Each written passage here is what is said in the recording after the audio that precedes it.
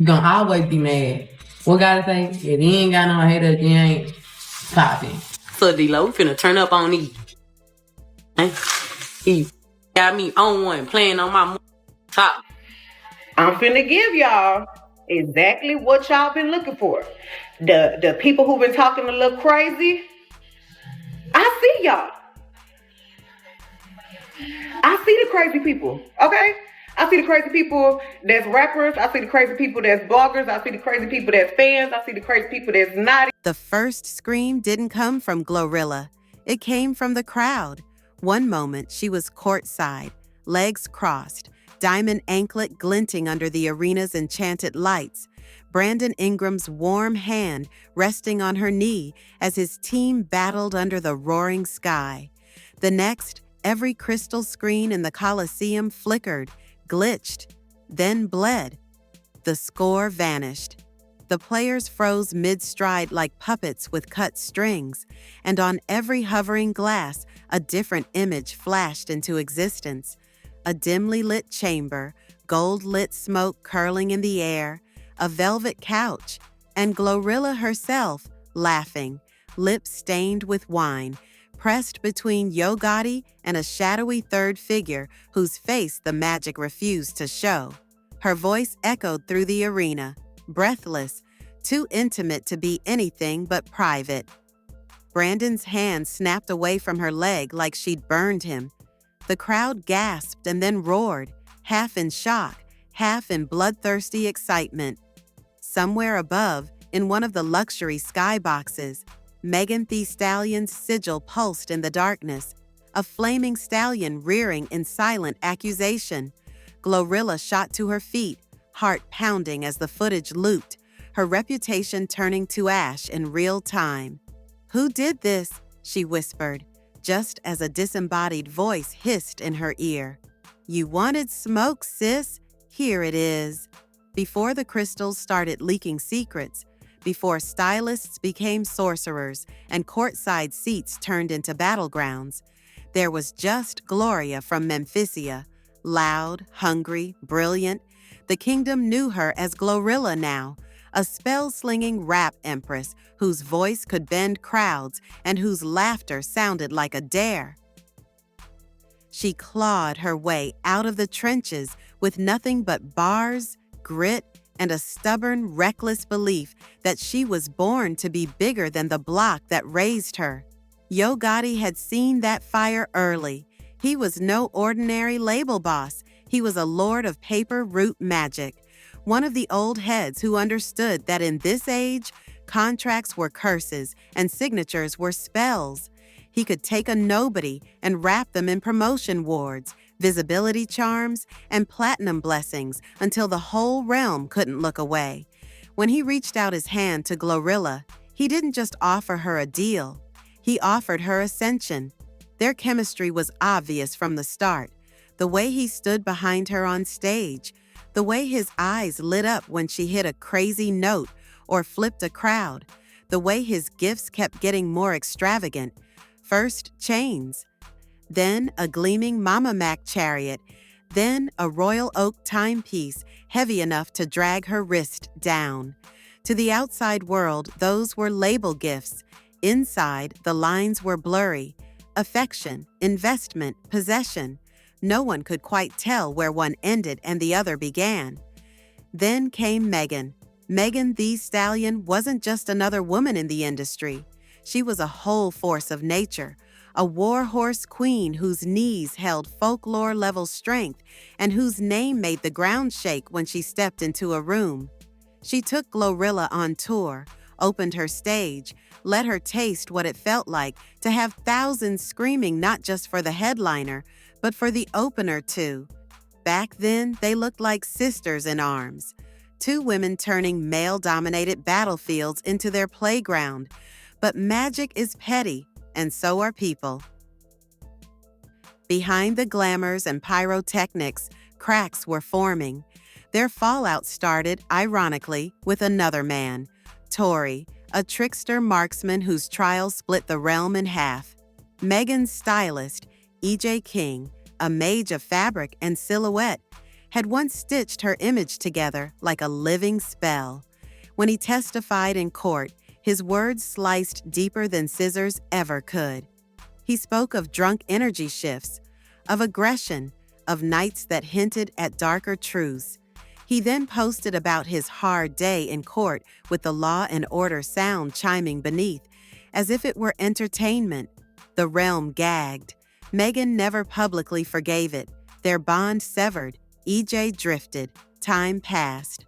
GloRilla, always watching the game like a chessboard, saw an opening and pulled him into her camp.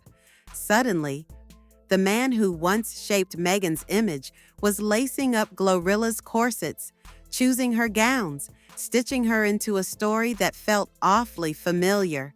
Fans called it strategic. Haters called it disrespectful. Megan saw it as a shot, and then came the unfollow. When Glo casually used a Tory track on her socials, the air went ice cold. Megan hit that unfollow button, a modern curse in itself. GloRilla brushed it off, saying she wasn't internet-ish and didn't do mess, calling the repost innocent. But innocence dissolves fast when people are already primed to see malice. From that moment, the streets whispered, "They not cool no more." Behind the scenes, stylists muttered in green rooms, throwing shade through captions. "You ain't no clone," one snapped, when a fan accused Glo of copying Megan's courtside vibe. Megan's new stylist, Keen, clapped back, reminding everyone he'd moved first, that he wasn't chasing anyone's blueprint. Hair magicians chimed in too, calling hotties weird, calling streams laced, calling everyone's music trash but their own. What used to be a sisterhood of shared glam turned into an echo chamber of covert war spells. Through it all, Glo found comfort in Brandon Ingram, the quiet storm, the court night. In a world where everything felt like branding and politics, his energy was different. He didn't need her for clout. He already had fans chanting his name in the arena. With him, she could just be Gloria again, laughing loud, wearing jerseys, clowning in the stands. When she pulled up to his game courtside, holding his hand, smiling like the world was finally balancing in her favor, it wasn't just a flex, it was relief. But on the other side of the board, Megan watched. She watched as Glo sat where she had once sat, cheering for her own man, mirroring the same courtside energy she had turned into a signature. She watched as EJ posed behind Glo, styling her the way he once styled Megan. She watched as a fan tweeted that Megan started acting bitter after being outsold by Glo by 5,000 enchanted units, and Glo liked it. That tiny, petty tap on a glowing heart icon turned into a spark. And if there's one thing the industry never runs out of, it's fuel. Everything really snapped into place the night of the big game. The arena was a cathedral of noise. Sigils of rival teams hovered overhead, pulsing in their team colors, while enchanted vendors floated by selling charms, drinks, and limited edition jerseys that shimmered when you chanted a player's name. GloRilla leaned into Brandon's side as he stretched before the match, her neon nails tracing circles on his forearm. She'd come to make a statement. New stylist, new man, new level. Her outfit was a deliberate spell. Megan-style courtside chic, flipped with Glo's own raw edge. EJ watched from behind dark lenses, arms crossed, soaking in the murmurs. "Yeah," he muttered, half to himself. "We outside."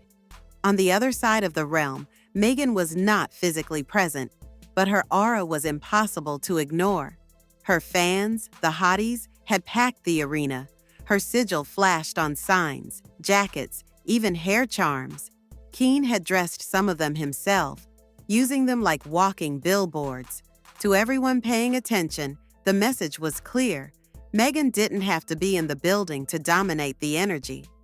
The first half of the game went by in a blur of dunks, spells, and roaring cheers. Brandon was locked in, moving like a storm across the court. Glo recorded clips, posted them with inside jokes and hearts, ignoring the subtweets, the fan wars, the bloggers licking their lips at the growing tension between the two rap queens. Then someone cast the wrong spell. It started as a small glitch on Glo's phone. She tried to upload a courtside video, a cute little "we lit" moment, but the screen froze. The audio warped. A different sound bled through. Low music, laughter, the rustle of expensive fabric. She frowned, thumb hovering over the screen. What the...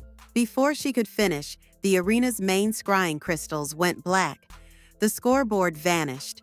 The announcer's voice cut out mid-sentence. For a heartbeat, there was only silence, a strange, eerie silence in a place built for noise. Then the footage began.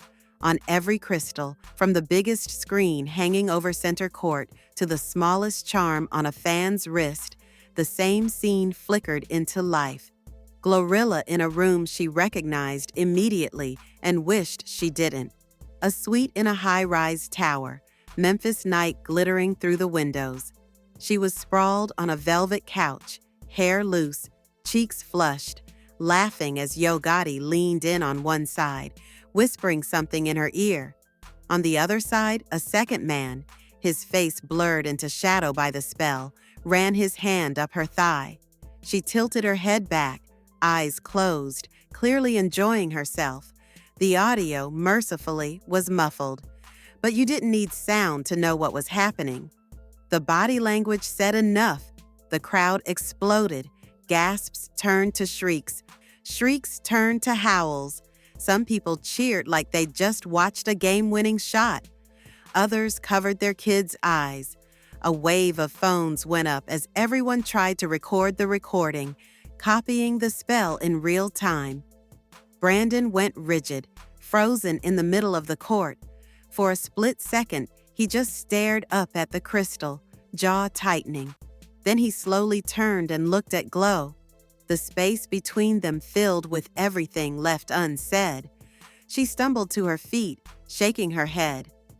"That's old," she tried to say, voice lost beneath the crowd's roar. That's not what it looks like." But the footage looped again and again, each replay digging the knife deeper.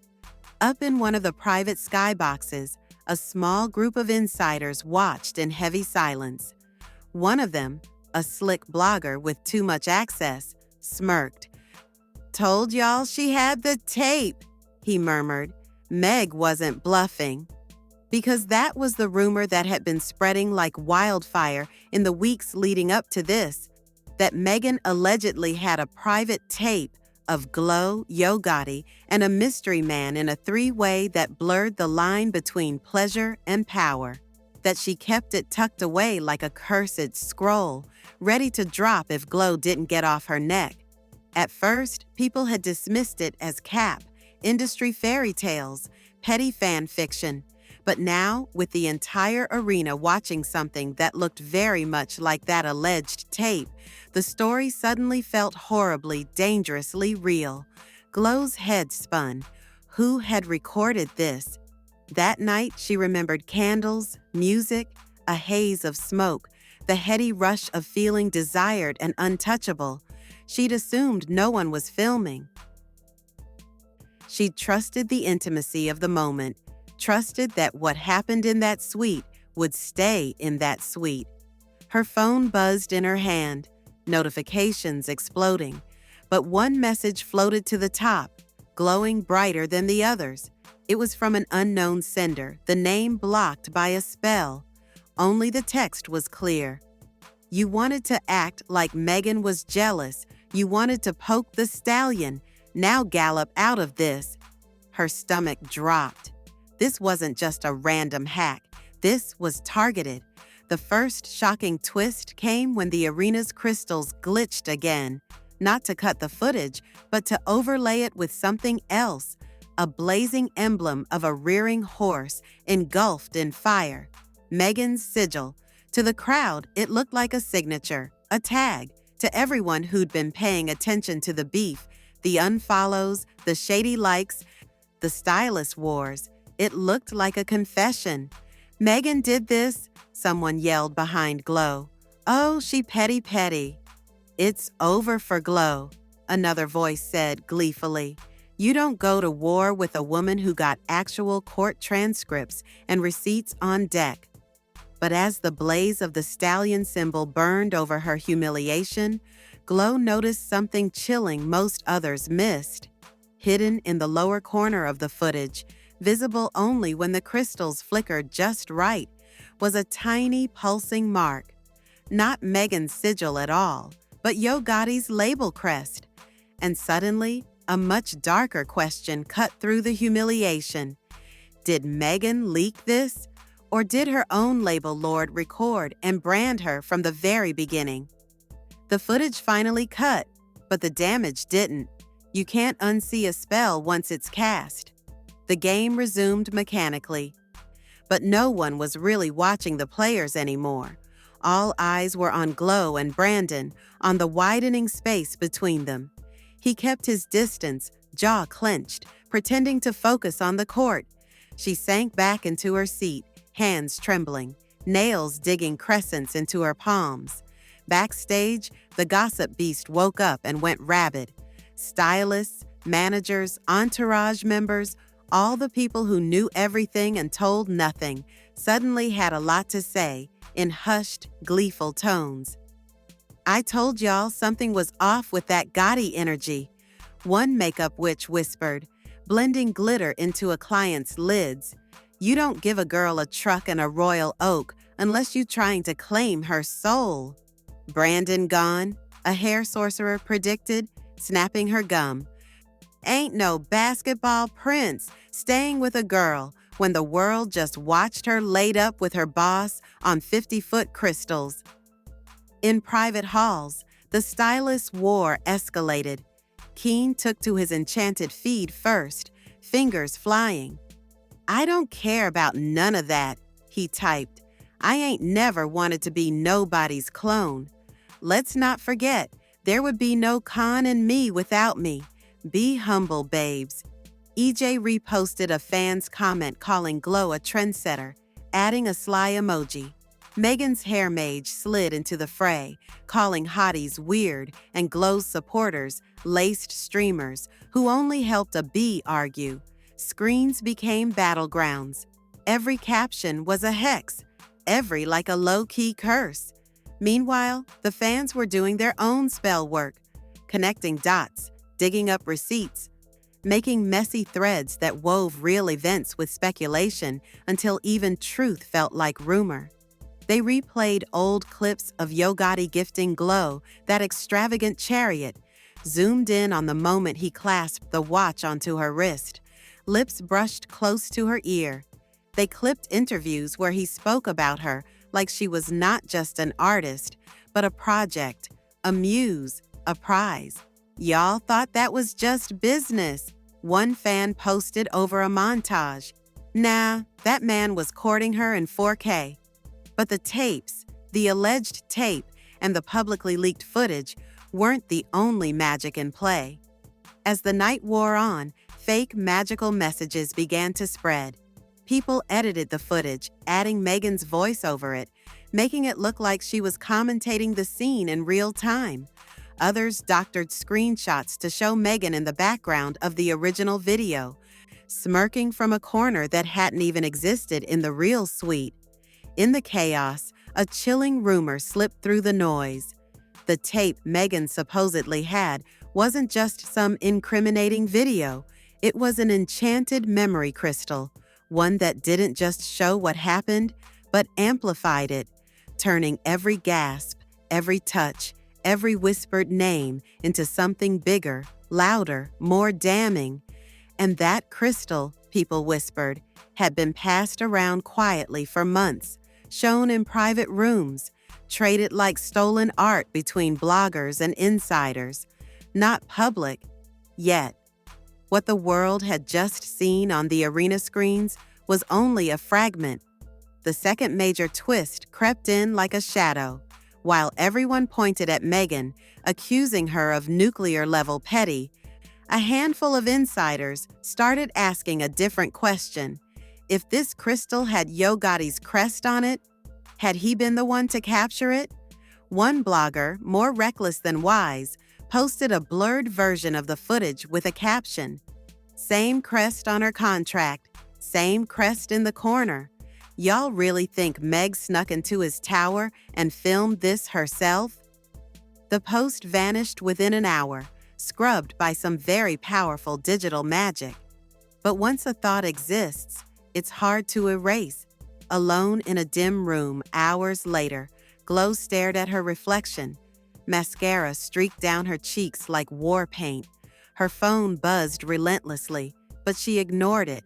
The only thing she couldn't ignore was the memory of that night with Gotti, the way he'd set the mood, the camera crystal perched casually on a shelf like decoration, the way he'd said, "This all for you, baby, for when you forget how much of a star you are." Had he told her it was recording? Had she asked? It was all twisted now, recollections blurring with sick realization. Her door creaked open. Brandon stood there, face hard. "Tell me it's fake," he said, voice low. "Tell me that wasn't you." She swallowed. "It was me," she admitted, "but it was before you, before this, before us." "That's your boss," he shot back. "That's the man who signs your checks. You really expect me to believe it's just old fun?" "Why does when it happened matter?" she snapped, desperation bleeding into anger.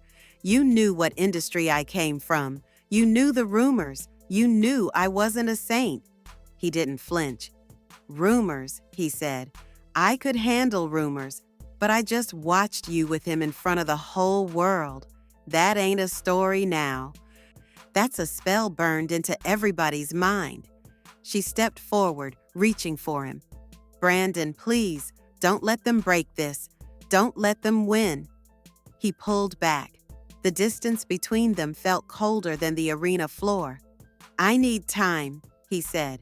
"I need to figure out if I can do this, if I can unsee that." The door shut behind him with a soft click that sounded suspiciously like the end of something. Back in her empty silence, another message lit up Glo's phone. No name, just words. "Next time you like a tweet calling me bitter, remember who's holding your master crystal," it read.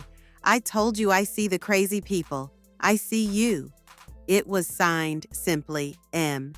But beneath that signature, hidden in faint, almost invisible ink, another mark glowed.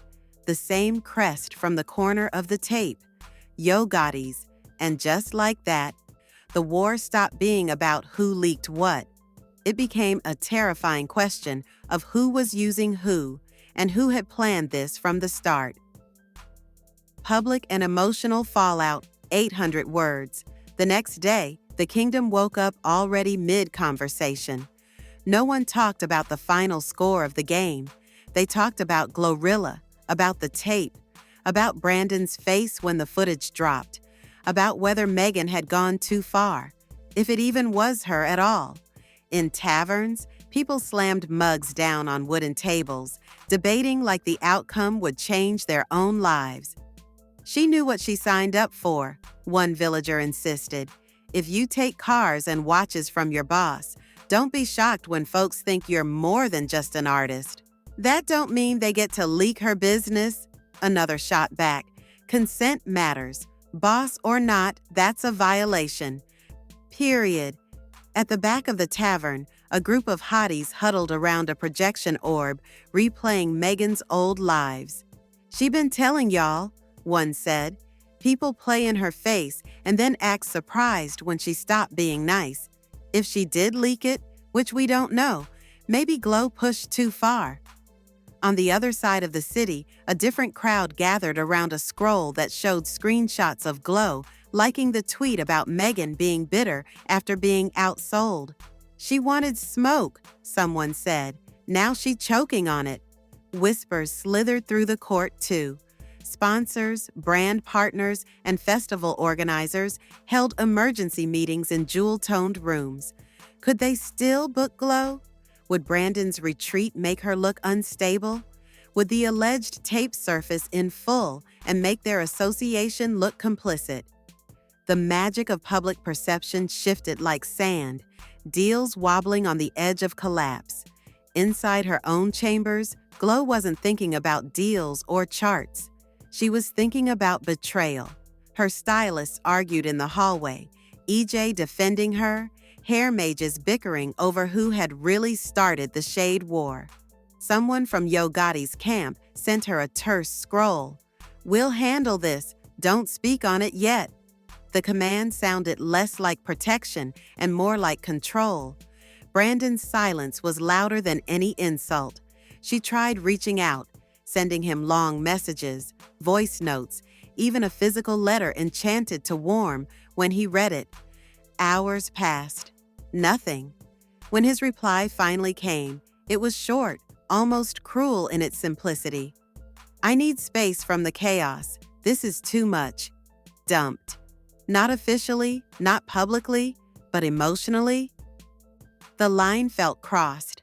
As if that wasn't enough, an anonymous scroll started circulating. An open letter claiming to be from a woman who's seen Megan's rage up close. It accused Megan of weaponizing vulnerability, of using other people's secrets as bargaining chips. It cited EJ's testimony, the way he was torn apart online afterward, the law and order sound he'd used in his post. "If she has that tape," the letter read, "she's not just protecting herself, she's playing God." Of course, no one could prove who wrote it. Some swore it was EJ himself, shadow writing to protect his brand. Others insisted it was someone from Gotti's camp, deflecting blame. A few suggested it was Glo, desperate and anonymous, trying to sway sympathy her way. All the while, Megan said nothing. No subtweets, no cryptic captions, no diss verses, yet just a cold, calculated silence that made everything feel 10 times louder. In the glow of a single candle that night, Glo sat hunched over a tiny mirror, eyes red, fury simmering under her skin. She wasn't just hurt that Brandon was pulling away, or that the world had seen her at her most vulnerable. She was enraged by the idea that somewhere, someone was sitting with the original crystal of that night, rewinding, replaying, deciding her fate like it was a choice between tracks. She pressed her palm to the mirror. "Whoever's holding that tape," she whispered, "I swear on everything, I will find you." The glass shivered, but no answer came. Instead, another softer vision flashed. Megan and Glo on tour, laughing backstage, sharing shots before hitting the stage, swapping verses like sisters. For a second, it hurt more than all the public humiliation combined. To know they had once shared a stage, and now shared a war. And yet, beneath the noise, beneath the heartbreak, a darker current moved. Because if Gotti had really marked that crystal with his crest, if he had been archiving her most intimate moments from the beginning, then this wasn't just an ex-friend's revenge stunt. This was something older, uglier, and far more dangerous. Final twist and cliffhanger, 700 words. The final twist didn't arrive with a bang. It slid in quietly, like a DM at 3 a.m. Glo was in the studio, trying to outrun the noise in the only place that had ever felt like church. The booth lights cast halos over her braids as she punched in line after line, rage spilling into the mic. Disses, threats, pain flipped into punchlines. She was building a spell, something that might finally shift the narrative back into her favor. EJ sat in the corner, scrolling through his phone, jaw clenched. "The blog's going crazy," he said. "Some swearing Megan leaked it. Some saying Gotti set you up. Some saying Brandon already got a new girl lined up." "Let them talk," Glo muttered, voice hoarse. "I ain't hiding. They want a villain. I'll give them one." The lights flickered. The track glitched. For a second, all the audio in her headphones cut out, replaced by a low, familiar laugh. She ripped the headphones off. You hear that? EJ frowned. Hear what? Before she could answer, her phone lit up on the console, buzzing with a notification. No name, just a symbol. Yo Gotti's crest. Her mouth went dry. She opened the message. Inside was a single link. A portal spell. No caption, no context. Just a shimmering door waiting to be tapped. Don't, EJ warned, eyes widening. That could be anything. A hack, a curse. Everything's already cursed, she whispered, thumb hovering. Then she pressed. The room went dark. The portal opened into a projection that filled the studio, wrapping the walls in moving light. It was the tape, the full tape this time. No glitches, no arena filters, just raw memory. Glo watched herself walk into that suite, nervous and excited. Watched herself joke about finally being on for real. Watched Gotti pour her a drink, his hand lingering at the small of her back. Watched the third man enter, his face clear now, not blurred, not shadowed. Brandon. Her breath caught. His hair was shorter, his tattoos fewer, but it was undeniably him. He laughed, shy at first, then looser as the night went on. The camera crystal, perched on a shelf, reflected faintly in his eyes. There was no confusion, no ignorance. He knew it was there. He'd looked right at it. He wasn't just a man reacting to a girl's messy past. He was part of the past itself. The vision kept playing. Every touch, every intertwined limb, a slap in the face. The war that was now ripping her life apart had been built on a memory all three of them shared. The projection faded. Glo stood there, shaking. EJ's eyes were wide, horror and realization dawning in equal measure. Brandon, was there? He whispered. Her phone buzzed again. Another message, this one from an unknown number, but the tone was unmistakable. You thought he was pulling back because he couldn't handle your past, it read, but he was really hoping the camera never showed his face. The tape don't just belong to you and Gotti. It belongs to all three of you.